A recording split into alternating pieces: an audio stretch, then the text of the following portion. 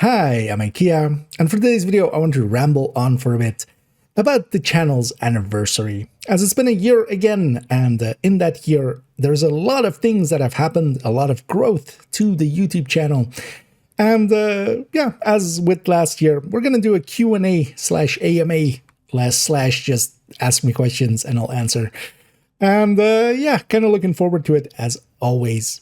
We're going to go question by question. Everything will be timestamped down below, so you can jump around. We'll start off by actually kind of doing life story time a little bit first, and then go question by question as people have posted some on a YouTube post. We'll take some as well from some DMs and such that I've received, and even we'll take some from the live stream where this is recorded live, of course. So yeah, let's go get started. And let's indeed start with kind of my life story. It is my channel after all, so who am I? Why did I get here? How did this all happen? Well, let's start with the name first, as a lot of people already know from streams and such. My name is actually Kia. That's also, I've been open about that, as we've discussed that already with previous anniversaries and such. And that, of course, then also became IKEA. So we just put an I in front of it, partially just as a pun on, IKEA, the furniture store, that tiny furniture store that exists, together with, kind of like iPad and iPhone and stuff like that, iPod back then, even when this name was kind of thought up. So it was a little bit of that. And then also basically I, Kia, as just an intro, and then just shortening that, just taking the comma out. And it stuck around, and yeah, I've been using that name online for quite a while. I've had other names in the past before that. None of them really matter nowadays anymore. But the IKEA name definitely has stuck around for a long time. And I've even used it here and there as kind of like an artist name kind of deal with photography stuff and VJing stuff in the long past. And yeah, I, as a lot of people know, I do live in the Netherlands, and I wasn't born here, as you may guess. Not per se the classic Dutch look, I would say. I was born in Iran, and yeah, that wasn't working out for my parents, very much so, as there's some kerfuffles there. So at a young age, we came over to the Netherlands, and we have lived here for basically since my youth. That's also why I, since a kid, have been here. And because of that, I'm basically more Dutch than anything Iranian or Persian, as some like to call it. I've definitely, as the Dutch say, helemaal verkaasd. I've cheesed up, and I've become very cheesy. as the Dutch kind of like calling themselves, or well, sometimes not. It's sometimes as a derogative term of a kaaskop. But I feel at this point, yeah, I'm kind of a kaaskop, more so than anything else. And yeah, I grew up on a lot of English media. That's why I'm decent at English, and started playing online way early, way too early, maybe even. And because of that as well, interacting with a lot of English-speaking people from England or from the US or Canada or other parts of the world. And of course, on the internet, especially through gaming, English is kind of the main language. So that definitely, yeah, I picked up a lot of that to a degree that likely my English has always been better than most of my other languages, although I'm fluent in Dutch as well. And yeah, growing up, playing a lot of video games as we go through basically the history of having a NES, SNES, PlayStations, a lot of, Genesis in there somewhere, PlayStation 2s, Xboxes when they came out, the original, and then even 360s with PlayStation 3s, and just going through all of the consoles back then. Definitely also been on PC here and there, but not as consistent because, yeah, I never had a great PC myself until I was an adult. And yeah, growing up on games definitely was my, my way of entertaining myself always. I was also very much into movies and kind of TV series and stuff like that back then, which nowadays would be streaming series. But I've kind of dropped off of that. But I do have a big history with, well, I know a lot about movies, but that information is now basically out of date by about 10 years. I feel like 10, 15 years almost at this point, where I've watched a movie here or there. But before that, I would watch basically, I would consume tons and tons. But then nowadays, of course, yeah, I play a lot, way too much of the Division. That started kind of with Division 1, especially. And I came into Division 1 a little bit late. It was definitely after the first year. And for those that weren't around for Division 1 either, most of the updates were basically the first year. That's when it got most of its updates. And then basically they let it loose as Division 2 was already in the works. And I kind of came in after all of that. But I enjoyed that game so much. As I did enjoy always third-person shooters quite a lot, and my background as well in gaming has been mostly leaning as well towards a lot more games that do have builds or RPG elements at least. Things like, even for instance, yeah, the Dark Souls and Demon Souls and things like that. And especially third-person has always had my preference, especially shooters as well. And all of those kind of coming together in Division with being a third-person shooter and then also having RPG elements up the wazoo, it definitely was a match made in heaven. And then making Division 2 when it was kind of announced, one of the few games that I actually did pre-order even. I was like, I'm feeling confident enough, also having played the beta that they kind of did up front of it, to go like, yeah, I kind of believe enough in this to put my money up there up front. And in doing so, yeah, jumped into Div2 when it came out. Although, actually, for the first few months, I wasn't very much into it because I was back then, especially in the first few years, working a lot. And yeah, didn't play, still played way too much, but not as much as nowadays. And after the first few months, kind of rolled into it and been around for forever. Nowadays, though, yeah, it's basically I've become one of the things that I couldn't understand when I was young, of like, how can one person play one game, as much as some did back then? And now I understand. When you enjoy a game and nothing else really scratches that same itch, it's easy to just, stick around, play around. And of course, I do take breaks here and there. I do sometimes, yeah, as everybody does, get burned out and just make sure that I do take care of making sure that I still enjoy the game, as for instance, even recently jumping into some other games. But Division has had so much through the years that I've enjoyed that has kept me interested for as long as it has. And then eventually, yeah, I was like, you know what, let's try out making some videos, and that's where the channel was born as well. Now, the channel, actually, the finalization of it, the very first main video of it was the Eclipse Masterclass, which, yeah, looking back on it, I really jumped in the deep end, didn't I? And I kind of had that idea going, although there was a video before that, technically, there is a video on the channel that's older than that, but that was just more of a test run, just to make sure kind of that everything, that all the systems were actually working the way that I wanted them to.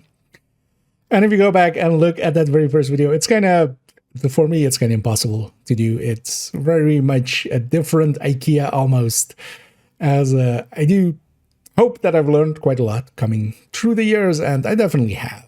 If nothing else, there was no camera back then, the sound quality was much worse, my ability to speak was way worse, so. But that video was also kind of finalized and recorded on my birthday, which was the day before it came out. And that's also why I kind of enjoy doing these anniversary videos, as, yeah, basically the channel's anniversary is one day after mine. And we edited that all up together and put it out the day after.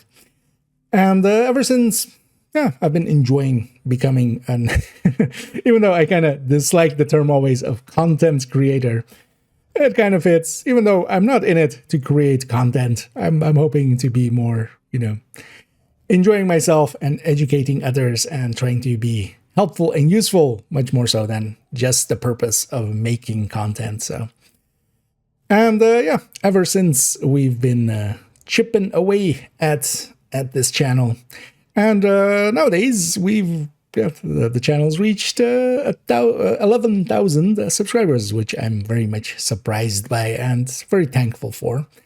And this is also the point where I definitely want to thank everybody that has helped out and has subscribed and has liked and has left comments and helped out in growing the channel. As that's why I kind of say we. It has definitely been helped out by a lot of people through the years. And I would be remiss not to acknowledge that. And I'm really looking forward to keeping at it and keeping going, as I've been enjoying it a lot. I've been learning a lot while doing it. A lot of new skills, a lot of new ways, and even, for instance, new methods and madness for division or other things as well, just life lessons in general. So hopefully we'll keep going for forever. And let's go and jump into some of these questions. And let's start with a question from the YouTube post that I made. On there, a lot of people did leave their questions. One of those was here by this. And question 1, how did you become so proficient at math and are writing spreadsheets for Division 2? And is this the only game you've made spreadsheets for, or were there others? Kind of a two-part question. So, well, we have a 1.1 and a 1.2. Let's actually start there with just question 1 first. As actually, I'm not that proficient with math or spreadsheeting, actually. If you have ever watched my streams where we are putting together the spreadsheets, you see me struggle plenty, most likely. And that's kind of also the answer, is that I'm willing to struggle on stuff. One of the things is that I quite often have had is that I'm way too stubborn. So if I want to get something done, the answers I know are usually out there. I know that, if plenty of other people have done it, just how hard could it be? Sometimes it's way harder than you think, but still. But actually, I don't have a background in math. I don't have a background in spreadsheeting or anything like that, honestly. I actually don't have, for instance, in specific terms, I would basically be, a high school dropout. But I do have a high school diploma. But the way that it isn't set up in Dutch education, there are different tiers, basically. I was in one of the higher tiers. I basically reached a year in that I could get a diploma from one of the lower tiers. And I effectively did that and joined the workforce at that time. Maybe not the best idea looking back on it, but it was the decision. At the point, I agree with IKEA back then of making that decision, as I started working on being a technician, and that's actually my main profession as well. I've been open about it on stream, and we've even seen some photography and such from the venue that I work for nowadays quite often. I used to just be specifically and venue tech quite often, but even before, just being a light technician especially. But I used to do sound and such as well. So with bands, effectively live music. So did a bunch of festivals and such, even some bigger names, even though I was just, one part of a much bigger whole. And I was just low on the totem pole anyway.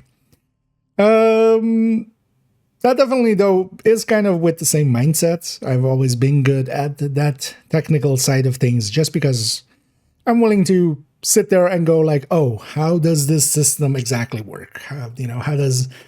What does this button do when I press it? What does it kind of do in the whole? What's the jumble? What could we change there? What parts could we intermix and such? And by just playing quite a lot with a lot of systems, eventually you kind of get an understanding of them. That's, the basis of just learning a craft anyway. It's just playing around until you kind of figure it out. And eventually, if you do it enough, people think that you're good enough and proficient with it. So that's kind of the deal here. I've definitely done some trying to make some tools and trying to like figure out other systems for other games, and I've helped here and there with other projects, even like a long time ago with Star Wars Galaxies. That was like one of the very first ones. I've made some or helped with some tools in Eve and such.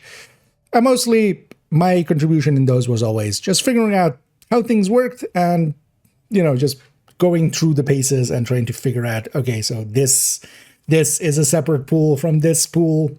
Because at the end of the day, most of the games, a lot of games actually work very similarly in how they do, you know, things like damage, things like resistances and survivability and things like that. So there's a lot of carryover between games. Not until really the last few years have I just delved much deeper as I nowadays do. The channel has been a great impetus for that, as it gives me a reason to. Back in the day, the multi-calculators, for instance, and stuff that you see me use, there are newer versions of those, but the core versions have existed for a while. And even for Division, I used to, you know, try to figure out the calculations, put builds up against each other. And I would just do that for myself. And eventually, of course, I went like, oh, actually, people are interested in stuff like this. Maybe I'll make some videos. First, I was actually thinking of making blog, basically, because I wasn't sure how it would work in video form. But then kind of got interested in actually doing the video form part of it. And then going to the second question provided there. Question 2, hypothetically speaking, if Division were ever to ever shut down, what game do you think you'd play next? Nothing. I would stop, quit, cold turkey now. Likely, as a lot of people actually, I feel Division is kind of unique in its setup where it's drawn in a lot of people that are from the shooter side of things into a game that is very much at its core and kind of ARPG / MMO style kind of game. I mostly came more from that side of the story. I definitely have enjoyed shooters. I've played, I've grown up with my Call of Duties and stuff as well as a lot of people have. But I definitely enjoy more the methodical side of things as well. Just you know, theory crafting around the build. So in the past, I've played a lot of MMOs, a lot of ARPGs as well. You know, the Diablos growing up, a lot of MMOs, basically. Any MMO that kind of came out, definitely 95 to 2005, 2008 maybe even. I've played definitely. And in playing a lot of those also, I always enjoyed kind of figuring out, how do they do their systems and such. Not to the degree that I am now, definitely, but always been interested in those and like the systems behind it. And I would likely go more that direction. I would branch out towards, just going to some ARPGs, some maybe even just RPGs full on, just single player games that are much more set up to, theory craft with some builds and such. But MMOs, most likely. I don't think there is any other MMO that kind of does the shooting and such as good as The Division. That's what I really like about The Division. At its core, I've told this anecdote quite often, but there's an old story, and that's been living in my head rent-free definitely for forever, is about... As I talked about, I was very much into movies.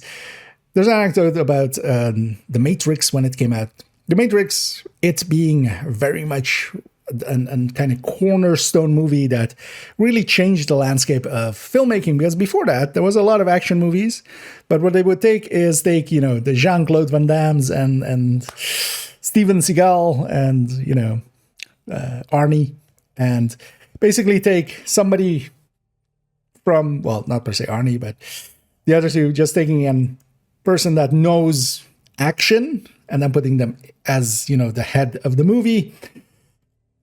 Instead of that, what the Matrix was the other way around. They took an actor and they taught him how to do martial arts and body doubled him quite a bit. And turns out trying to teach a martial artist acting gives a worse result than taking an actor and trying to teach the martial arts and then, you know, doing movie magic around it just to make it look even better. Division is kind of that. So there's been a lot of MMOs that have tried through the years to put shooting in there in a way that tried to feel good, or, you know, especially that it felt reactive, that it felt like, you know, the way that a shooter does. What the Division does at its core is that it is the other way around. It is a third-person shooter, and then it takes a lot of MMO influences, ARPG influences, and puts them in there. So likely, yeah, if the Division, you know, at some point that's going to happen. Division 1 servers will shut down. Division 2 servers will definitely at some point shut down. Hopefully in this future we have maybe Division 3, maybe we have Division 4, and they're kind of in the same style of game. But I do hope actually that others kind of pick up the mantle as well and make these kind of games. Thing is, of course, there are some already. Warframe definitely fits that build. Div1 First Descendants, especially in the third-person sphere. But Destiny, of course. So likely I would lean towards playing one of those games, even if it doesn't scratch the exact same itch. And next up, a question of the utmost importance. We're looking for the best in slot advice, and is that the Billy bookcase, or is that the Kallax shelves, as by Weir's websites?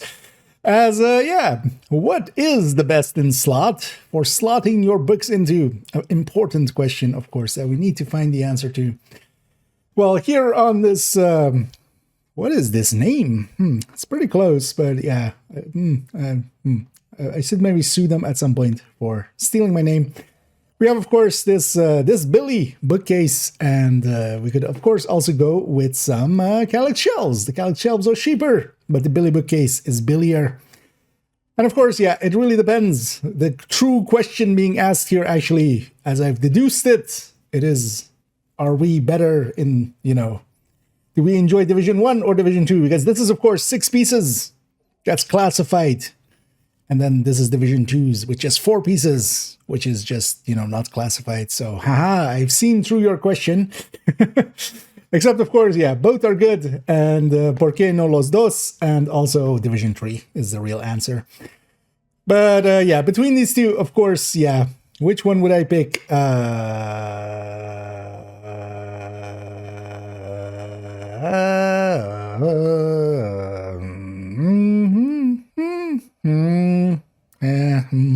Well, let's put them in a spreadsheet. So here I've put them in a spreadsheet. Doesn't really help. They're in a spreadsheet though. Does something. I've been told this does something, but they're in the spreadsheet. So as we can see from the spreadsheet, you just put your books in a spreadsheet. Yeah, do that. Just go digital and put your books in a spreadsheet. And on to the next one, which is Fishy Bob's. What is your favorite game of all time? Now, of course, yeah, kind of, you would think, and actually, that would likely be the case. Division 2 might fit that bill. And honestly, I think just from how invested I've been in a game, how many hours I've played in a game, how many people I've met through a game, I don't think anything really matches up to the Division. Especially Division 2 for me. I've been playing Division 2 effectively since its release, but basically uninterrupted for longer than like a week or two since its 3rd or 4th month, most likely. I've definitely taken breaks here and there. That's also why I say like uninterrupted for more than 2 weeks or such, as I do tend to take some breaks here and there. I think that is a very healthy thing to do when you feel kind of burned out on any game, to just step away a little bit. You might not come back, and that's perfectly fine as well. There's a lot of other games that I've played through the years. We've already addressed a few of them. But yeah, I've actually especially kind of since 2010. Really been into playing a lot of different games. There are a lot of games that I have more than 1,000 hours in. Things like Diablo 2, definitely Diablo 3 even. I would think War Thunder, definitely more than 3,000 hours, as I've enjoyed that game quite a lot in the past. But that is, for instance, a game that I stepped away from and just didn't go back. Partially because they, for instance, changed their ideology over time on how they wanted to gain money from their customers. That's also a thing that with Division has always been a thing that I've enjoyed, is that, for instance, with the recent Assassin's Creed event again, they gave away a few apparel pieces for free, and then the rest you had to kind of pay for. A lot of people would say the paid ones were the better looking ones, but that's then the price of it. You still get something, even if you don't pay. A lot of games have actually broken my trust, basically, by letting their monetary side get in their way. And while I've played, also a lot of strategy games and such, as I do have also a background in, for instance, playing Brute War, way too much, Age of Empires 2, way too much. Even Civ, which is not per se the same, it isn't an RTS, but it is strategy. Civ 2, Civ 3, and Civ 3 especially, way too much. I couldn't pick a favorite game. There are definitely games that have been formative for me. Standard one, definitely Phantasy Star Online 2. That's also what my PFP is from, my profile picture. If you've ever seen that little robot, that is a Rakast from Phantasy Star Online 2. That was, honestly, you could see it as a proto-Division. It was people going into kind of hubs.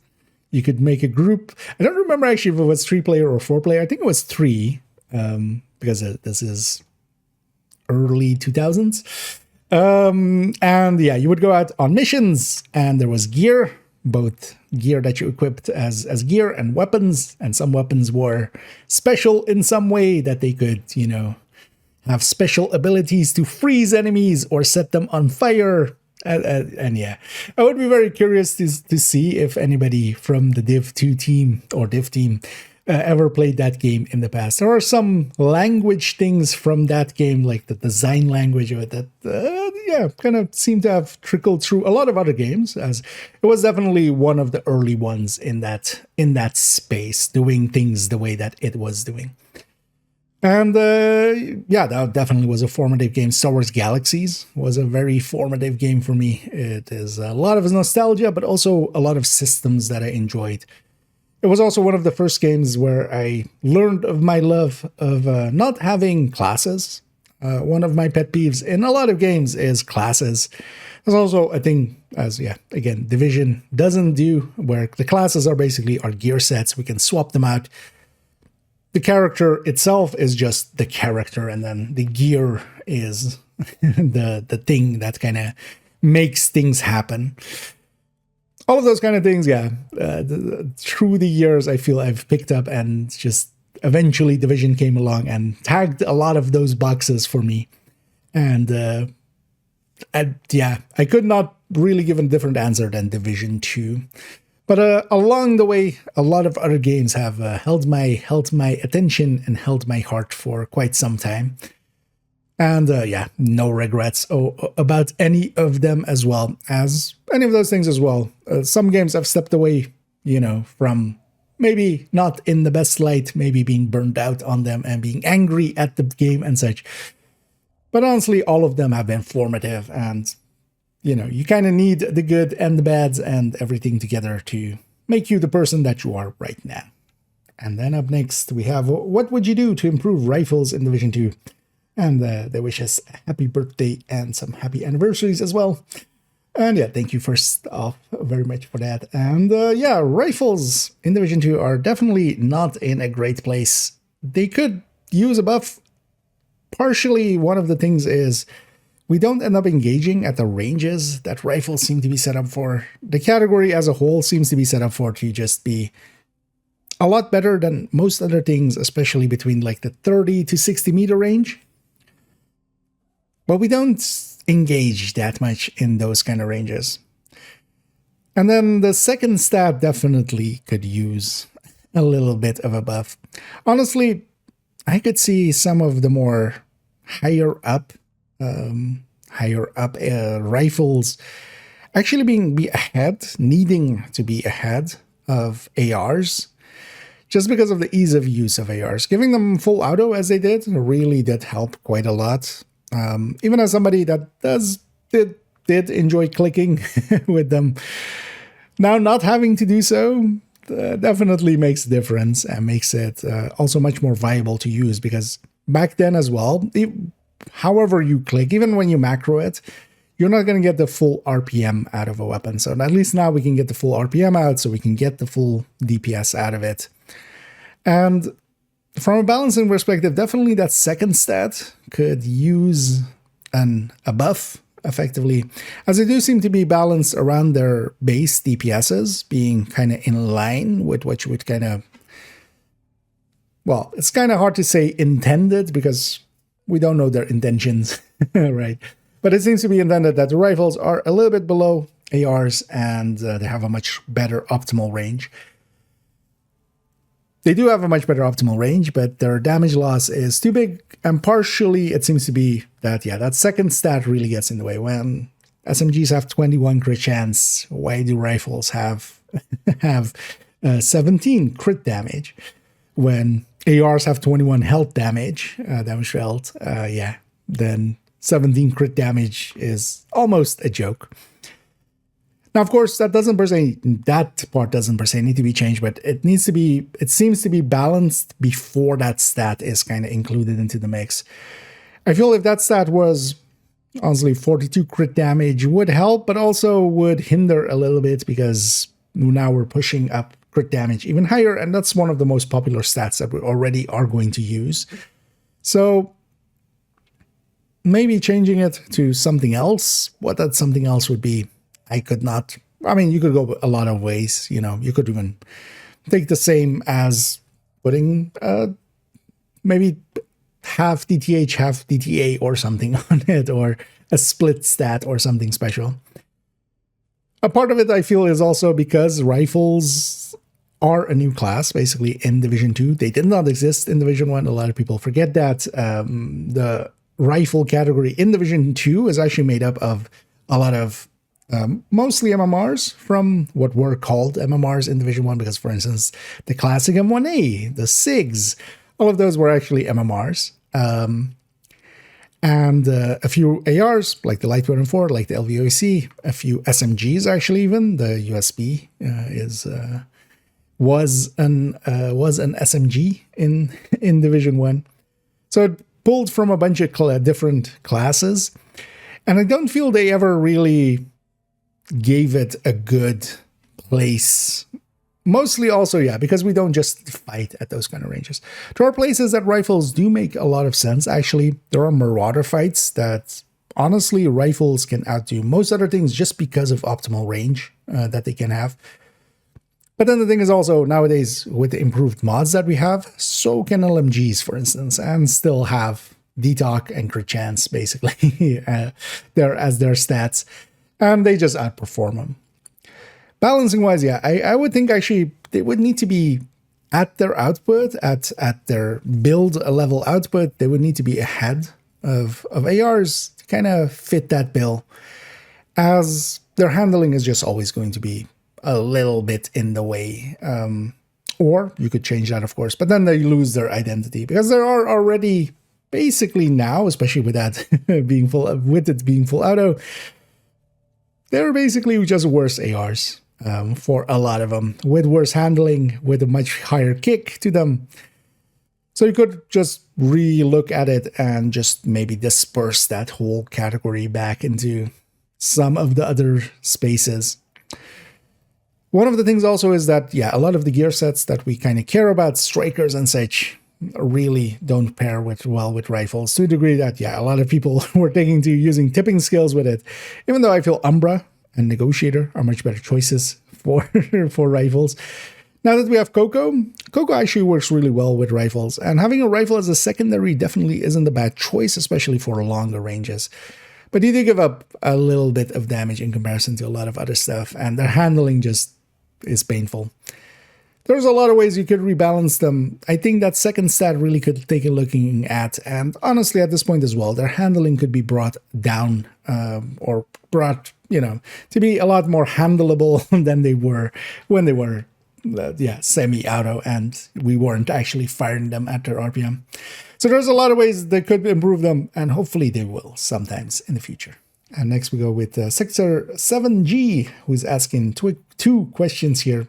The first question is, are you planning on posting either Division 1 builds or Division 2 hardcore builds?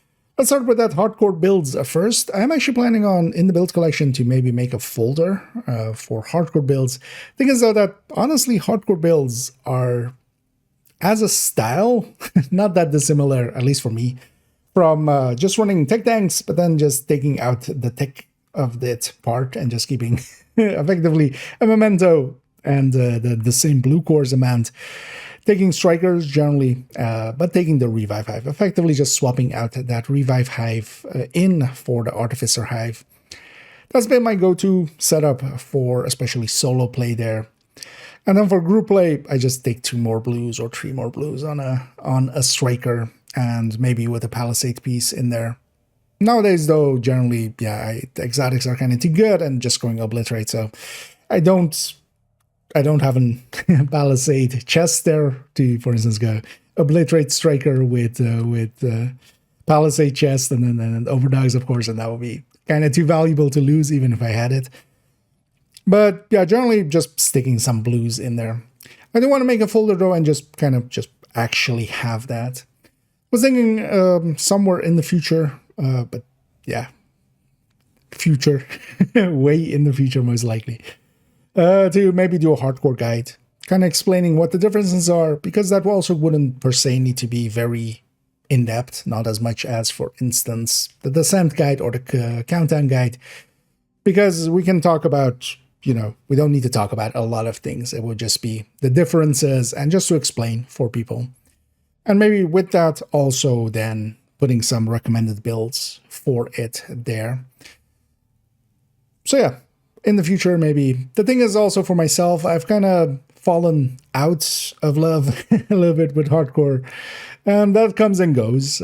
So maybe in the future as well, if I get kind of invested and kind of go like, okay, I feel I want to do a lot of hardcore again.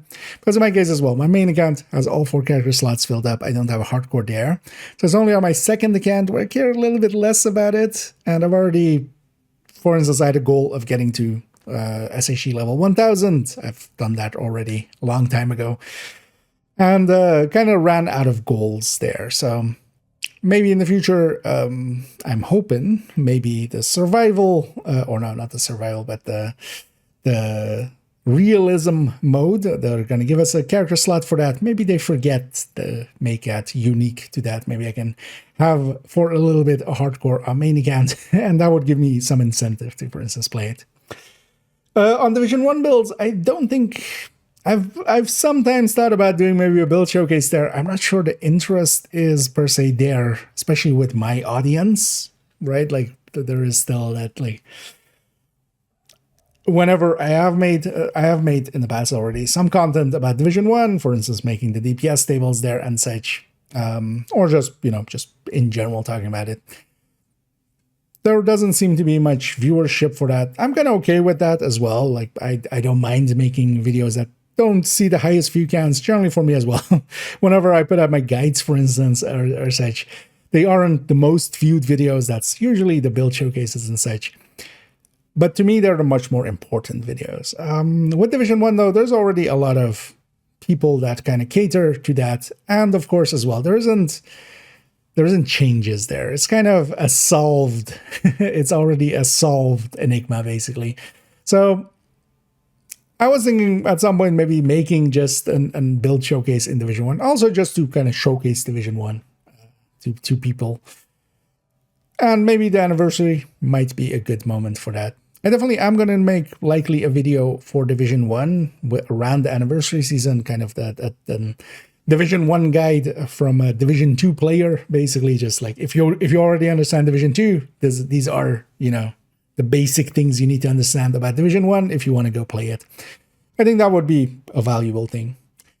Yeah, going on to question 2, and yeah, are stroke baffles a real thing or am I a victim of false marketing? Either way, they are delicious. And yeah, we agree with that. Well, as long as they're real, because, well, the marketing might be fake, but you need actual real stroke baffles. And no, they definitely are a thing. And although the Belgians would definitely say they take the cake. They take the stroopwafel, but yeah, it is also popular here. And yeah, actually, I am remiss here to not have them in my presence at the current time. I quite often actually have some, actually likely right now on my desk at work. I still have some stroopwafels, the smaller versions up there. And yeah, they thank us for all we do. And yeah, thank you as well for the great questions here. And Gaming Magic asks, how do you find the motivation to cover the Division games in as much detail as you currently do? Part of it is that I kind of enjoy it. It's kind of easy to, you know, when there is motivation, when there's new things to kind of go and figure out. I would already always like, not to the degree that I do for the in-depth looks that we do now, basically, but I would look into, yeah, how does this new thing that we're getting kind of stack up against other things? So I would already make those spreadsheets. Like I would fill in at least a spreadsheet for any new gear set, even before I started making videos and such. And because of that, it was already like a thing that I was interested in. Now, of course, because there's also, you know, I'm kind of doing it as a outward thing, right? It doesn't. I can justify it to myself to go way deeper into it, but partially because I enjoy it. I still do to this day. If there is, you know, new ground to be broken, kind of new places to get some understanding in, it's very easy for me actually to find the motivation to do it. Now, there is some other times when the motivation definitely isn't there. That also happens. And I always try to be honest about that, at least to myself, if nothing else, just to be like, hey, not feeling it today. And that's kind of fine. You might have noticed, for instance, more recently, I've kind of slowed down a little bit. For instance, the start of this season, we had a lot of content in a lot of short time, but there was also a lot to cover.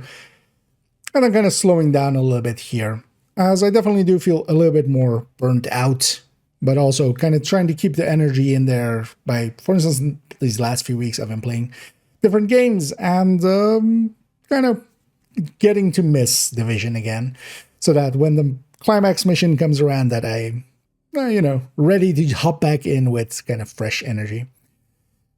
But in general, like the in-depth looks as I would do them, to a much smaller degree, definitely not as in-depth as I do them nowadays, I would already do for myself. And knowing that there is interest and that there is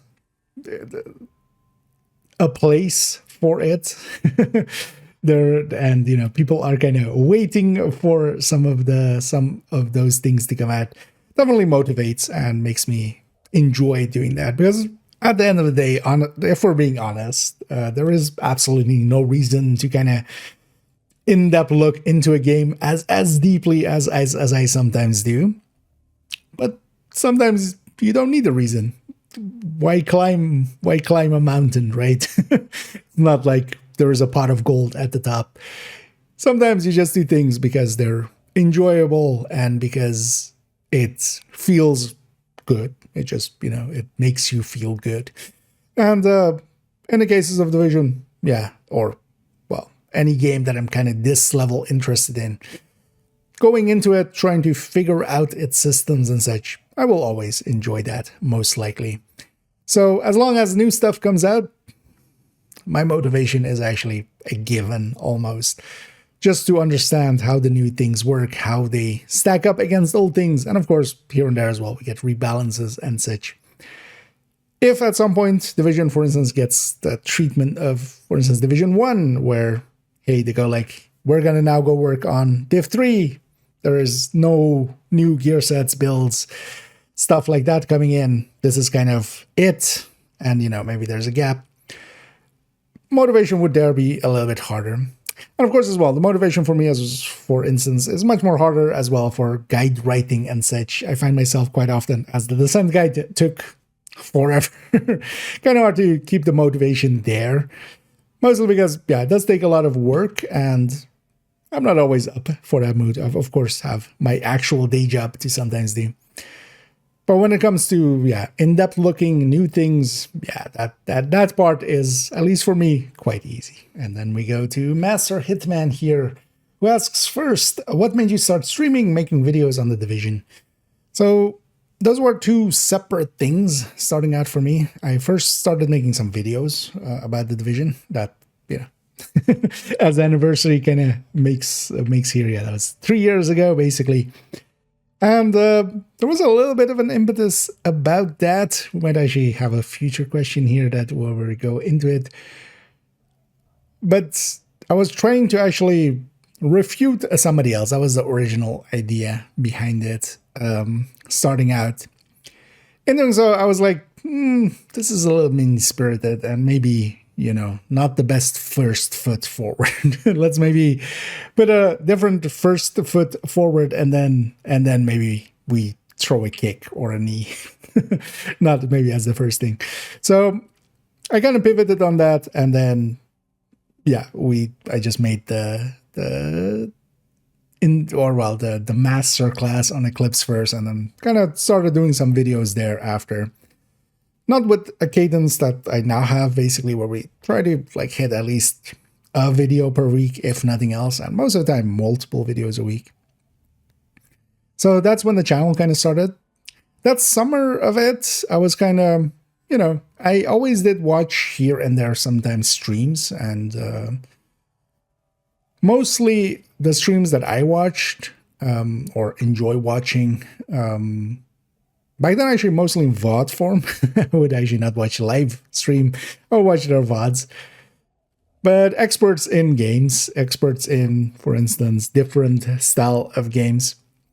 And that was then the thing of like, hey, wait a minute.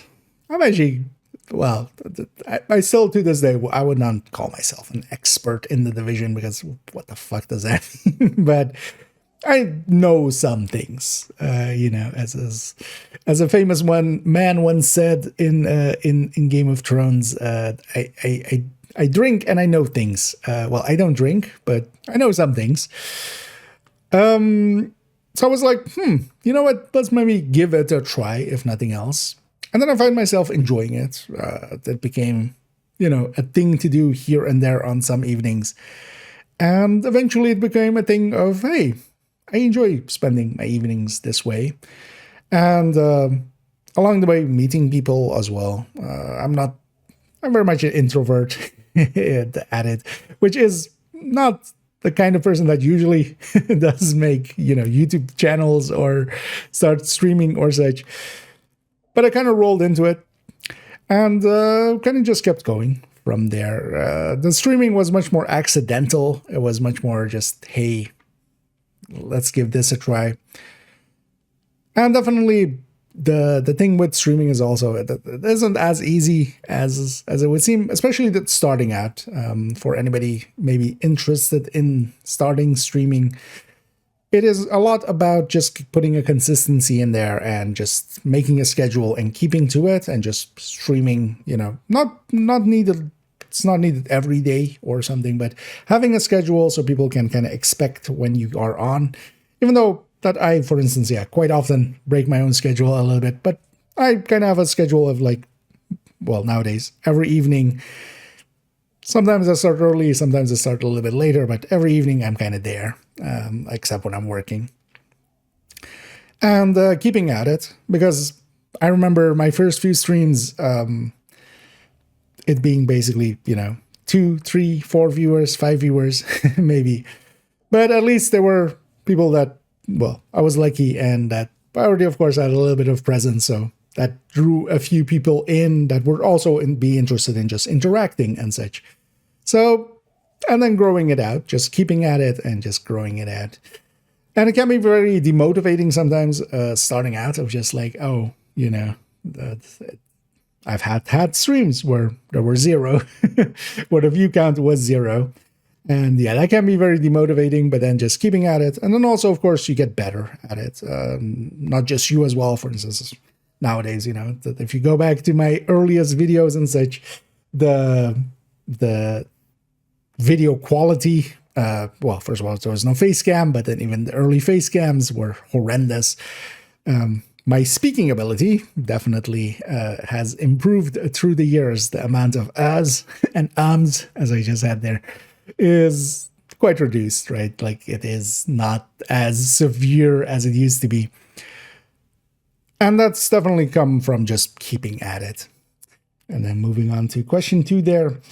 Because you started playing Star Wars Outlaws, will you consider streaming other games in the future? I've already quite often actually streamed quite a bit of other games. Even, for instance, Destiny and First Ascendance when it came out, and even last season, Space Marines 2, and of course, Division 1 quite often crops up as whenever there's a global event or such over there. I do enjoy jumping in at least a little bit.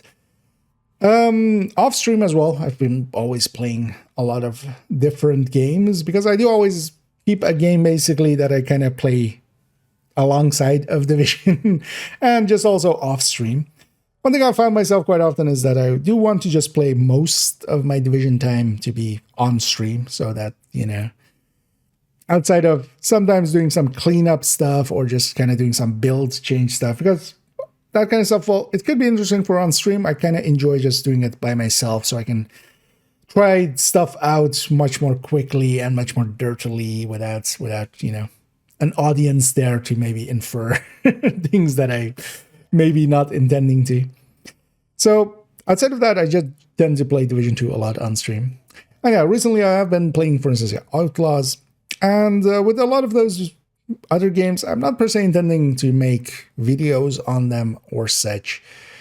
It's mostly, for instance, as well, Space Marines 2 last season that we played was effectively just a few weeks before the climax came out, or in the week before the climax came out. And just to cleanse the palate, just to play something else, because overdoing it is definitely not healthy as well. One thing that I always hold that there are a lot of players, and that's always true for a lot of games where there is no direct end to it. There is no like story component that ends or leveling thing that ends. People sometimes overdo it, and there's always a lot of players in a lot of games where they're done with the game. They just haven't stopped playing it yet. And that can be very unhealthy. And I've been there as well. For instance, with War Thunder, I feel I strongly reached that point. And I should have quit way earlier, but I had kind of, you know, investment, time investment in there and kind of wanted to keep going.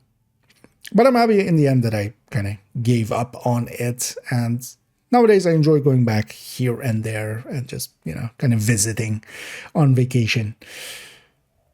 But yeah, it is very healthy to kind of play other games, do other things, as long as, yeah, well, if you just want to play a lot, that's fine too. But there is a limit. For most people, there is a limit. And it can be nice to just kind of cleanse the palate here and there. I've been doing so, yeah, always before the climax, usually each season. And this season, yeah, that's been Star Wars Outlaws for me, which I've been enjoying quite a lot, even though, you know, there's a lot that people have talked about it. But yeah, I'm enjoying my time with it. So yeah, that will likely be a stream thing moving forward, because yeah, if I'm playing something else, I'm going to just stream it and enjoy it together, hopefully. But likely not for video content. I will mostly keep that to being, yeah, just Division stuff. I might make some review, just in review kind of video, maybe on maybe Outlaws or such. But honestly, I even myself, I wouldn't care too much about my opinion on those kind of things. I share those on the stream, and I would keep my opinioning mostly much more to being division related. And we go to a question from Melon, who asks, "What's Gouda?" Yeah, that's cheese. That's the cheese. that's answered. Done. But no, the actual question is, if you could choose a single agent skill to be a Lego set collaboration with the Division franchise, which would you pick to have featured? That's a very, like, because I read this actually before, I didn't catch the skill part of it. But thinking about it, I feel you could totally make Oxy, and you could just have a cam launcher that's made out of Lego, and it just shoots out Legos. And as anybody who's ever stepped on Legos will know, that's major damage. And yeah, that's Oxy. I feel that would be a fitting way to to do Oxy. Just shoots out a ton of purple little glowy bits of Lego. So when people step on them, they hurt their legs. Otherwise, yeah, just the traps. I feel that's what Lego already is. You wouldn't even need to make it special Lego. It's just, just put it somewhere where people aren't wearing shoes but socks, and just whatever trap is already very deadly. But yeah, that's a cute question indeed. As yeah, we could go a lot of ways with it. But yeah, we would want the full set, right? We would want to have all of the skills. I wouldn't mind actually having an actual Lego hive. That could be pretty cool as an actual object. I've actually thought about there are places actually that kind of sell skills of Division kind of 3D printed and such. And somebody in the past has already made a hive that kind of is just kind of glowing and such. They put LEDs in there. I wouldn't mind actually at some point, maybe buying one of those and just hanging it off my backpack. I would be curious if I would get if any recognition would happen there. We could really tech tank in real life, maybe in the future. I feel there is actually a market in there to make some toys out of some of the skills and such for and also, for instance, the Isaac brick on the shoulder pads and stuff. So yeah, maybe that might even actually happen. Maybe we might get we might get Lego apparel in the Division. Maybe, we turn ourselves into some Lego players. And next up, we have a Gray Feather asking, are NPCs judging us? What would they say about you? I mean, AI has come a long way, hasn't it? How we treat our NPCs here. Yeah. It is... I, for one, welcome our overlords, although I may have killed a lot of AI already, of course. Luckily, we don't have to still deal with them really being sentient. What would they say about you? I feel, for some reason, about me, they would definitely say, oh man, this asshole with his shield again, as I'm running at them with the tech tank. I feel that would be what they would say about me. Although most of the time I feel with a lot of other players, they would just go like, oh no, determined again, or you shot my friend, why am I hurting? That could be either pestilence or thermal or negotiator. But yeah, luckily they don't say much about us. They just keep telling us that we got Alex. And yeah, as long as we keep getting Alex, I feel we need to just keep them down, keep trampling them down, because if we let them, if we leave them for too long, our AI overlords will come and take us over. And it wasn't the future we wanted, but maybe at some day we'll have some AI just playing Division against the AI, and they'll do it better than us. But until that day comes, I'm just going to keep getting Alex's. And we'll go to Mr. Markov here asking, in the recent tipping skills video, is it better to run crit chance on the blue screen exotic, or is it better to run DTA? So actually, this is something, just as a general question about divisioning, of course. The third stats on LMGs is, I feel this is actually a good way to kind of talk about that. in this video, just because why not? Where it's still kind of pretty poorly understood by a lot of people that crit chance is actually usually the best stat as that third stat. Just from how much bang for your buck you get from that stat, crit chance generally wins. Now, of course, in the case of the tipping scales set, with the crit damage being as high as it is, we basically lose a little bit of our efficacy of crit chance in general. And it does also go for the crit chance side of things, or crit in general, but then crit chance and crit damage both. Because really what the crit chance on the weapon buys you is that you can put more crit damage on the gear, and that works out, for instance, on Striker to be one of the better picks, and for Coco, and for if you're running it on Umbra with an LMG or such. Now, tipping scale is definitely an outlier in this, where in the past, especially where we went with Cheska Obliterate, you would go rate of fire, and that was generally my recommendation with most weapons, to go rate of fire. Now, in this case, actually the blue screen, the crit chance actually works out to be a little bit better still than rate of fire, but by a tiny amount, so it's not as much of a difference. But I would still just recommend going crit chance, mostly because also then you can use it for different places. So if you use that same blue screen in a Striker build or in a Coco build, then it will work out for that too. And that's actually important if you're grading one up, of course. And the reason now that has changed is because, yeah, we're going with the equalizer instead of that Cheska chest. And in the past, it was kind of awkward to try to get that 9.5 crit chance that, for instance, on a blue screen would get in there. But now actually with the equalizer, we're already taking crit chance on, for instance, the classic M60 that I have on there usually has 2 crit chance mods. So to kind of also match up to that, it's easiest to go crit chance. The difference between them isn't large. It isn't, we're not talking dozens of percentage points. We're talking a few percent at most. And those are, of course, the things that, yeah, for min-maxing purposes, we definitely want to make the right choices still. In the case, though, nowadays with tipping scale, if we are going to equalizer chest, yeah, then we want to go crit chance third stat for blue screen specifically because it doesn't have any mods. For the weapons that do have mods, so for instance for Bullet King, it is kind of hard to actually take crit chance there if you want to run it with the Bullet King. So their rate of fire or DTA as well, or DTH alongside of DTA should be considered, because DTH is 10%, even though it actually says 9.5% when you roll it on a weapon, it's actually 10%. That works out really well too, especially for secondary. One thing that I've taken to running on tipping scale is a main weapon generally with rate of fire. Not, for instance, not with the blue screen then though, but for instance with the classic M60, which already has 2 crit chance mods. Because then, yeah, it lines up as better basically than taking crit chance as a third stat and taking 2 crit damage mods. Because we're doing it that way, then yeah, actually rate of fire on that one, and then usually I pair it with a DTH, damage to health weapon alongside of it.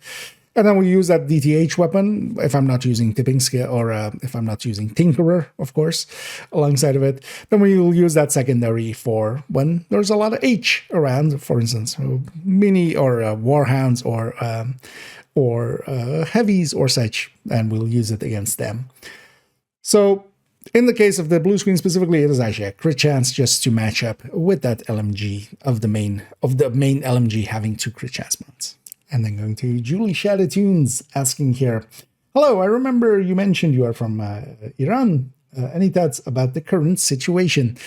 So in general, I don't have much nowadays connections to there.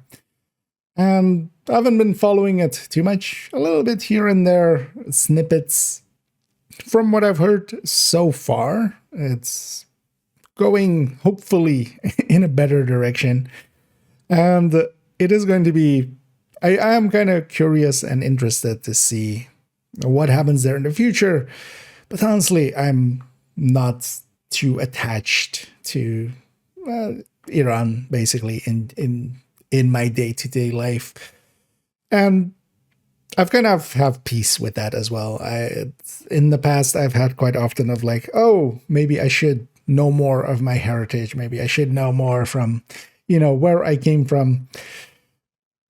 But actually, going through my life, I've learned it's more important where I'm going. it's there is some strength and some usefulness to be gotten from knowing where you came from. And for some people as well, it can be a great, basically, nucleation point to kind of build a character from, right? To kind of base what you are from. I don't have that as much for myself. I can totally see it in other people and understand that, that is a pleasurable thing and that can have a lot of meaning for people. Working in the industry, in the music industry a little bit and live music industry, there's of course a lot of, we do a lot of events that are very much tailored to a certain demographic, usually from a certain country or such. And I can see the beauty in that, but I can also understand that I don't need that for myself. I do hope it becomes better in there. I don't know enough to form an informed opinion really on the situation there. Because from the little that I know, yes, there does seem to be a power shift. But kind of understanding the limited understanding that I have from politics as well, I understand that you can't, it's just removing those in power does not remove the system that they are going to leave behind, basically. So it's always going to be an uphill struggle. And I hope for the best, but also sometimes fear for the worst. And that's a reality of life. I feel the current situation in, for instance, as well, in the Netherlands that I'm in, I find myself quite often trying to be more active in understanding it, at least, for instance. But part of me as well is just let it go and just look towards the future. And for me, the future, for instance, then becomes, I do care about politics in the Netherlands, but not so much in Iran. I've made peace with kind of being more Dutch now than Persian, as some like to call it. There is, of course, some sadness to that, but there's also, some actually sometimes it's important to let go and just be okay with letting go. And then going to Gamer14x. Hi, IKEA. Are there any ideas or challenges you like to do in Division 1 and or Division 2? Now, Division 2, of course, I kind of have done most things in there, but I wouldn't mind actually at some point trying for, especially getting all commendations. I'm very close to getting actually all commendations on my main account. But what I would miss out for that one, especially, because I'm missing a few commendations that are a few raid ones, for instance, doing the bosses in certain ways, which never did them that way.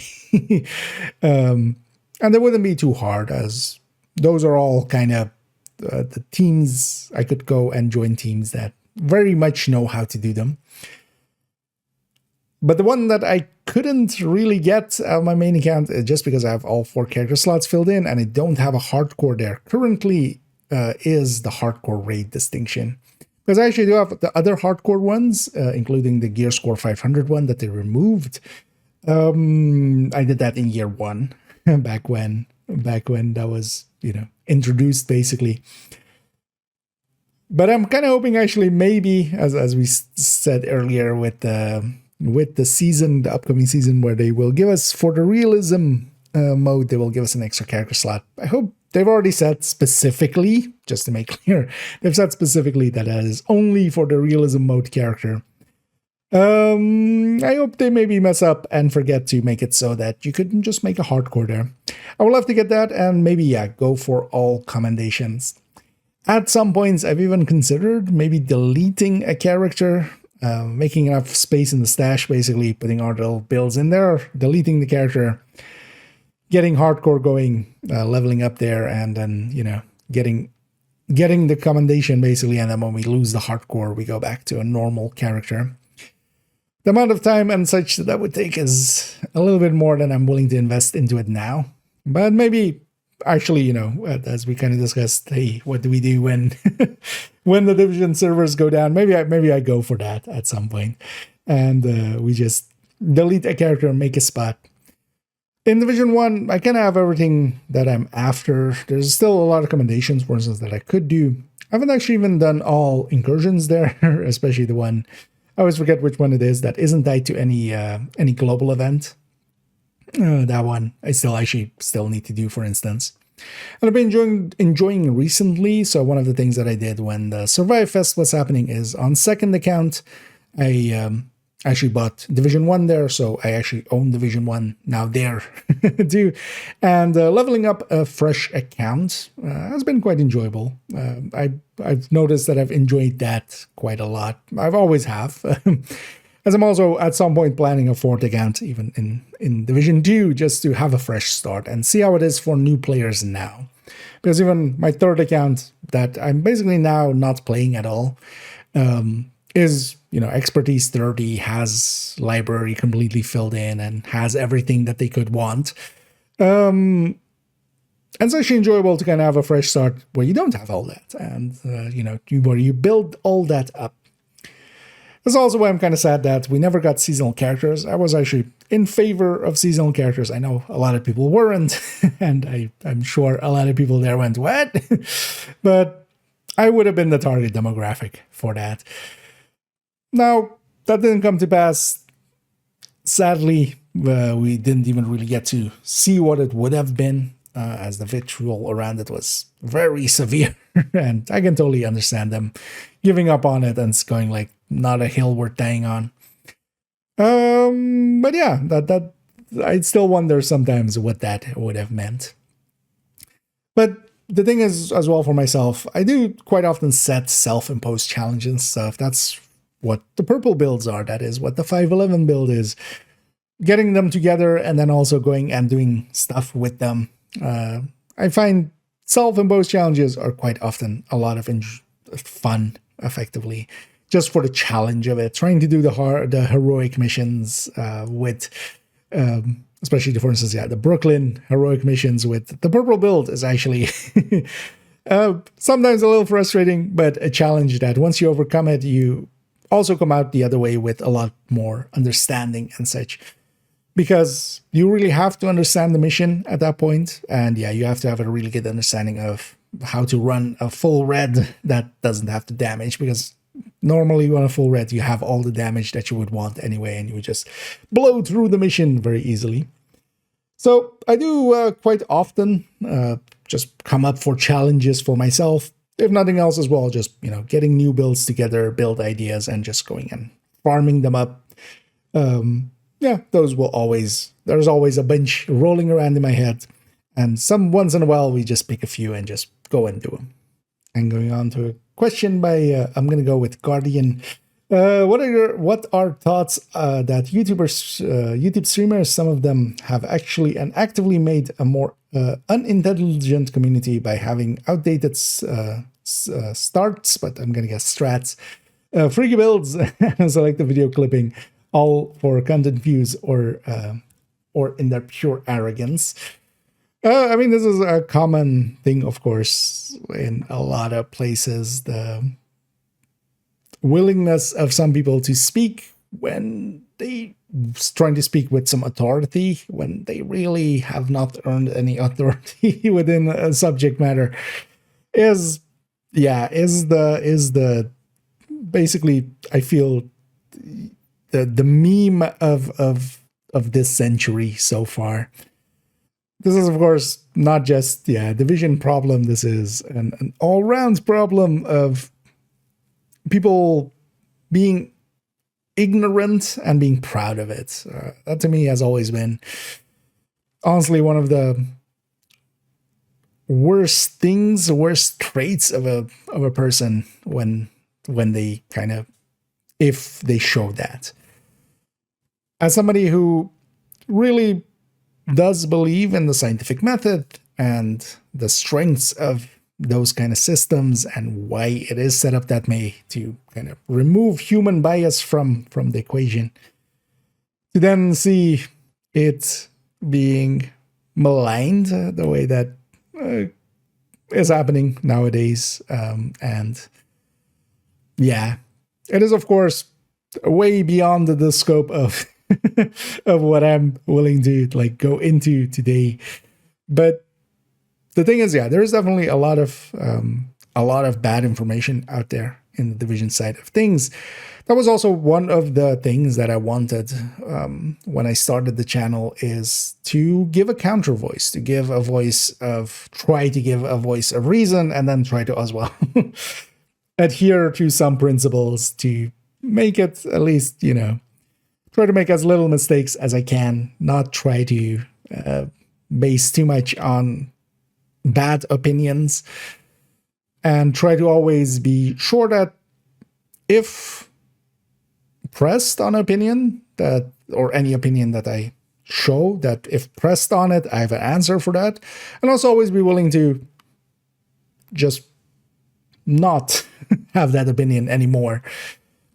One of the things that, yeah, I've strangely enough in the last few months ran into several times is having to remove people that, for instance, from the Discord or from the channel, that give basically the, well, first of all, the notion of just going like, it's my opinion. So, you know, not understanding that you can have opinions. Opinions, every person is entitled to their opinion. You're not entitled to just having that opinion from an uninformed state and not being called out on it. An opinion can be good or bad. You can have an informed opinion based on subjects, you know, understanding of a subject, or just, you know, certain, just having dealt with something and understanding it somewhat. You can also have an opinion that is bad by just basing it on nothing, or just saying it, or just trust me, bro, things like that. There are such things as good and badly placed opinions, and they are, yeah, they make for good or bad opinions. There are definitely things like bad opinions. And then the sentiment that then goes with that of, you can't change my mind. Any person that has that mentality, I don't think we can be friends. I don't think that any person that has the willingness to let the words come out of their mouth of like, you can't change my opinion, it just makes me sad, honestly. Because there's no opinion that I hold that I'm not willing to contest, or at least kind of look at if presented with evidence to the contrary. And that's the core that you should always keep. Now, that doesn't mean that any trying to lay out any evidence to the contrary will just be inherently accepted. Because no, when people go, you know, flat earth and such, and try to bring some evidence when it's kicked down so easily as a lot of their evidence is, yeah, you can just refute it at that point. And it's understandable that at some point also, you know, whenever then somebody brings up flat earth, that you can just laugh at them basically at that point, and just, if they really have a good point, make the point, and the point should stand by itself. Even without the person behind it, without the authority of that person behind it, the point should stand by itself. But this is, of course, the mantra of our age is, yeah, just say shit. you know, for instance as well, the For No Particular Reason kind of series kind of started as a rebuttal series to other people and such. And quite often, honestly, with all of them, it's about maybe 3-4 minutes of things that they've said in a video of, you know, a segment here of a minute, a segment there of a minute. And generally it requires 20, 30, 40, an hour to rebut rebut all of those points, because it's very easy to just string together a sentence and make it sound believable. But yeah, then you need, you know, to kind of refute it, you might need an hour to kind of explain why each segment of that is wrong. And that's, of course, the core of it. To me, also, yeah, it's not something that I'm per se going to try to fight the for no particular reason series definitely will, whenever there is something egregious enough, it'll go into that series. But for a large part of it, I'm just gonna try my best to put out information that I can stand behind, that I feel is correct and is based on substantial information to make a good enough opinion on something. And I'm willing always to be challenged on that if need be. And I hope that by doing it the way that I am, I entice other people to follow along. I've already noticed that, a lot of bigger content creators that 2-3 years ago would never include DPS calculations or anything in their videos are now, it's a core segment in some of their build videos and such. They still do it pretty wrong because it's just burst DPS calculations and nothing else, but a step forward is a step forward. And then we go to Dr. Funky MD. Are you a real doctor? Yeah. We go with, how do you handle mean-spirited criticism, especially since you also use your face camera? Well, first of all, this isn't my face. This is actually my ass. No, the thing is, of course, I did at some point choose to, show my face. I do feel I'm comfortable with it.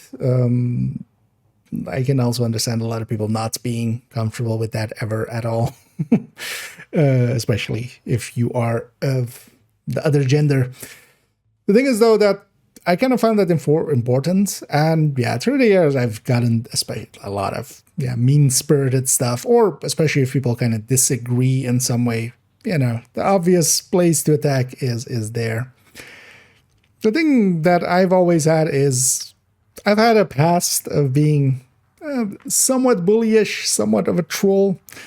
I grew out of it, luckily. I do regret some of the things I did back then of kind of being an internet troll. None of it, luckily, is public. You won't find it, most likely, even if you try to find it. But in doing so as well, especially in letting go of that and kind of, stopping being mean-spirited in some ways, was an understanding of like, what the fuck am I doing? And of why am I doing the things that I'm doing? Of where is it coming from? In that understanding, the second somebody kind of goes that route, my mind doesn't even go to like, oh, they've insulted me. I shall, I want to hear the lamentation of their women. I want to drive them before me. No, it becomes just like, why would this person act this way?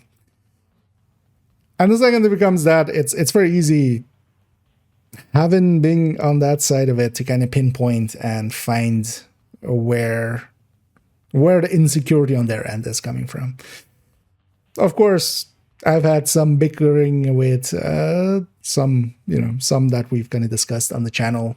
When they came in here and tried to talk about, for instance, my appearance, it was very easy to kind of just send them running with their tail between their legs, because they don't show their face at all, of course. They hide behind the personality or, behind a persona. So, but in a lot of cases, there's a lot of comments and stuff. I have a thick skin, and I'm, in a lot of ways, just inherently, I've always been, at least verbally, confrontational. If somebody wants to pick a fight, I can actually enjoy going into a verbal fight. As you may guess, partially, I was always good at it. Like, I could out talk a person, which also got me into enough trouble, because I felt quite often that I could out talk anybody. And then, confidence is very dangerous in those kind of things, because you get into the position where you think you're right always. And that's something I've always tried to, especially, when I'm talking about this is like, about 20 years ago, back when I was, before my 20s and such. So in parts, yeah, I did do some internet trolling of my own, but luckily I kind of got out of that. Partially I also got into it through the crowd I was around back then, and I'm also no longer with those people. That helps quite a lot, not having those influences in your life. But at its core, as always, as well, with that, and seeing as we already did some philosophizing a second ago, I never think of myself as being a good person. I have already seen that I can do not terrible things, not straight to jail things, not straight to hell things, but enough things that were bad. And I found that it's very dangerous to actually believe that you are right just because you are you. It turns out that none of us are really always good people, even to this day. I do plenty of shit that, might come at the cost of other people, might come at the cost of other things. And you have to kind of just have peace with that. The thing is, though, that I don't also think of myself as a bad person. What I do think of myself is I'm a person and I try to do good. At least now. At least now that I'm conscious about it, I'll try to do good. In doing so, I find that I do more good than bad. And if there's a famous saying, of course, of leave the world better than you found it. I hope in my own way that eventually, with enough things done, that I'll leave the world better than I found it. As we go to the next one here by Hikmat, I'm guessing. Sorry if I mispronounced it there. I was told that Division 2 can classify players into different servers. Each would have different ingoing and outgoing damage values. Is that true? First off, no. That's very much isn't true. There's a lot of things claimed about Division. I did want to actually grab this one to answer because I hadn't heard of this one. One of the things we can very easily check is what our damage values are and such, and also what, for instance, the health and armor from the enemies are just by shooting them and seeing how many shots it takes by things. Incoming damage would be a little bit harder because we don't have straight up damage numbers for that. But for outgoing damage, it shows it on the screen. And actually, once you kind of know some of the builds, now, in the case of, for instance, group buffs and stuff, it's of course a little bit different. And of course, we use strikers and such, which have stacking, so they, their damage goes up as we go. But one of the things that is actually really nice about the Division is that there is no variance in the shooting. So if you're, for instance, critting for 977,244, you're going to always crit for 977,244 in that state. So if that is at max striker stats, then it's always that number that I just made up and already forgot. Because of that, it is actually very easy to kind of calculate out. And then, of course, in a group setting or such, you would have group buffs, for instance, coming in and out. But very consistently, whatever we do, basically, and that would refute this instantly, is that whenever we log in, we don't see suddenly different damage numbers. With the exact same stats, with the exact same watch points, with the same exact grading and such, you will hit the same damage numbers that I, for instance, have on my build pictures. If you have the exact same watch points, all the same stats maxed out and such, and the same, layout and such, everything is stat-wise the same with the same expertise, you're going to hit that exact same number each time as well. And if you log out or log in or such, doesn't matter for that. There is no sessioning like that happening for Division. I'd be curious actually where that came from. If that was maybe from somebody's bad opinion. Because this would, for instance, be indeed from that. Of course, at least the thing that they are doing here is very good. They're asking somebody if that is true. As that is actually very, very important. Like, we hear quite often a lot of things. Don't take everything as true just because you've heard it. Not even from me. I make mistakes. I've said things that I would now go back and say, no, past IKEA was wrong. And I'll likely say things even nowadays that maybe a future IKEA might go, that was wrong. I'll still try to do it to the best of my abilities. I won't try to make just shit up, mostly because it's not worth it. In the long run, all of those things will, if it's verifiable, if it's testable in any way, and something like this, of course, would be, someone will test it at some point. And that's actually how some of the mistakes in some of my DPS tables and such were found. People went and tested them, came back and, hey, dumbass, you got a mistake here, I think. Usually they try to, bring it a little nicer, and sometimes there is a mistake there. No person is infallible. We all make mistakes. The issue is more, hopefully this will go back then to the person through this mediation point between us, basically, to that person, and hopefully they will understand their mistakes. The issue is more, for instance, my kerfuffle with a certain yellow-jacketed buffoon that, when pointed to their mistakes, they don't go, oh, wait, let me check at the very least, or, hey, let me do some testing. They just go, no, you must be wrong. And I would hope that I never have enough, just saltiness to be that way. And I feel bad for any person that has that. But this definitely is not the case in this. Also, incoming damage is very consistent. As a person that runs a tech tank and I see my shield getting hit in certain ways, because on the player yourself, especially if you're running a lot of red builds or even with a few blue cores, it's kind of hard to make out how much damage you take. But especially if you're, for instance, running glass on top and, any damage basically takes you to health gate. But especially using a shield, quite often and customary to be on a tech tank for me, I really do notice, for instance, if there would be a difference in damage output, and we can even take footage side by side. That was also, for instance, how we know, or at least we can claim that, or counterclaim actually, that, whenever LMGs, for instance, back in the day got the 20% buff, there were claims of, hey, the enemy is now going to be 20% stronger.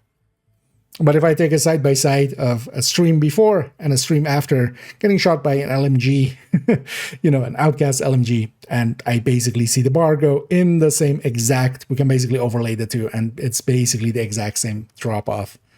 Then we can kind of refute it that way. Testing is very important. Always test things for yourself as well, even if it comes from a source that you count as being trusted, because people make mistakes, including me. I have plenty of mistakes. There are plenty of videos where there is a pinned comment underneath it that goes like, hey, on this specific point, I was a dumbass. And there'll be much more of those to come through the years. But this definitely was new to me, but also very much untrue. And next we'll go lastly to IU Fever here. What can we as a community do for you to make sure you get content creator collaboration items in the game? You deserve the recognition. Well, first of all, thanks for the kind words there. And secondly, well, I'm perfectly fine without, first of all. Also, I should make clear that I, for the longest of time, wasn't part of the Ubisoft creator basically system that they have. As you may have seen, a lot of people that do stream Division or have videos on Division do have that. I do have it too nowadays. I was always hesitant to do so. I'm not the biggest fan of those kinds of programs, mostly because they sometimes get abused. Now, in the case of Ubisoft, I haven't seen it ever really be abused, but some other companies have in the past. And I was always hesitant to join it. At some point, I did sell out and did join it because there's, of course, also basically, independence versus just, being within that program. There's always people will, and people already have gone like, oh, you must be a Ubisoft shill. And, well, if they want to hold that opinion, that's fine. The thing is, though, that, yeah, they have already a lot of people that have been in that program for way longer than me, and I totally understand them, you know, wanting to go with those. Also, I'm, in comparison to a lot of other names, quite small. I already appreciate the things that a lot of people have done for me in just subscribing and, you know, being members of the YouTube side and subscribing on the Twitch side and donating. And of course, just, yeah, watching the content, just, you know, being there, being in chat, being in the comments, watching the videos and enjoying them, hopefully. That already is more than enough for me from people. I do hope in the future, and I wouldn't be too surprised if at some point they were to ask me, but I would also totally understand if they already have a short list that is where I'm like way on the long list, and very understandably so. I do appreciate it. I've seen sometimes my name be brought up in like comment threads or when Reddit posts happen about creator events, and I definitely appreciate it that people kind of bring up my name. And but also I have no in my case as well, I don't have actually, even if that were to happen, a lot of other, or the names that have been used so far, they have, you know, iconography that is theirs, that they own, as we discussed earlier. For instance, my profile picture that I use, that robot thingy, I don't own that. That's not artwork that I own. So it would very much be, yeah, I would need to even make stuff like that and such. I know maybe in the future, they've already, well, through the creator program as well, like the Twitch drops and such that happen from time to time. I'm now part of those, and those do help immensely with kind of getting a deeper reach in streaming Division.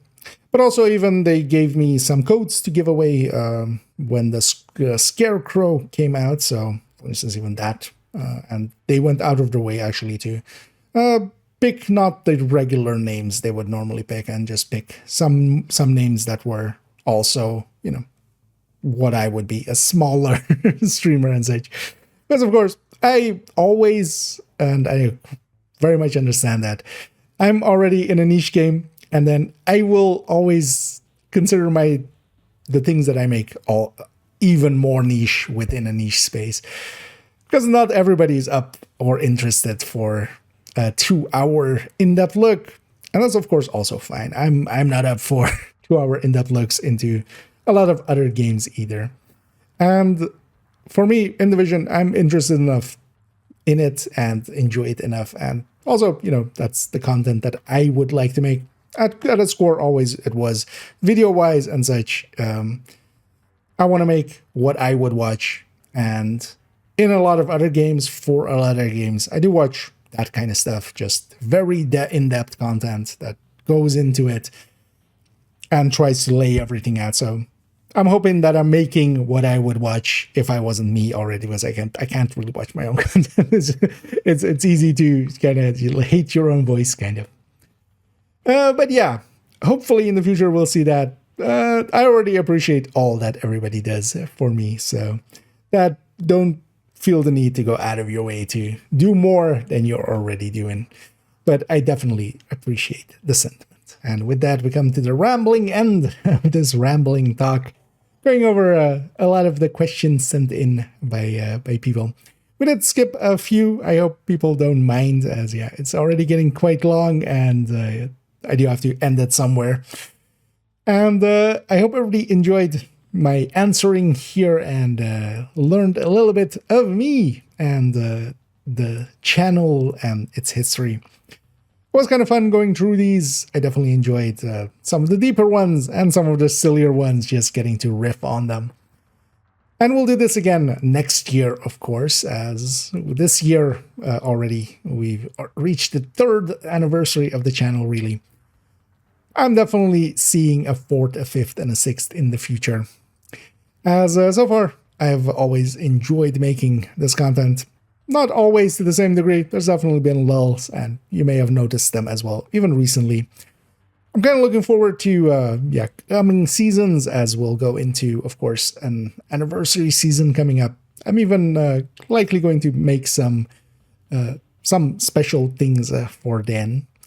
So going forward, the channel hopefully will continue to grow, as it has already reached heights that I never thought it would. Same on the Twitch side, where I have way more followers than I ever thought I would have, and a lot of people joining each and every night to hang out. And I can't thank everybody enough for all of the kindness that has been shown, and yeah, I very much appreciate it. As an introvert, I always know that I don't always respond to some kind messages and such. I just put a heart and move on, but definitely know that I read everything and I appreciate all of the kind words throughout. And yeah, let's round it out here before I end up in tears, as I very much am enjoying going through and having an anniversary with all of you together. So yeah, thank you for joining me. If you did enjoy this video, please do any and all of the algorithm things down below. It does help out, and it has done for this year, definitely. And so yeah, I hope that you're willing to do that. In the future, we are going to go into that full healer build showcase that I've been planning for a while. And of course, as well, the descent guide that has been finished, and I've been kind of slacking on starting the videos on. We'll start with those pretty soon. So I hope you join me for those. And as always, have a good night.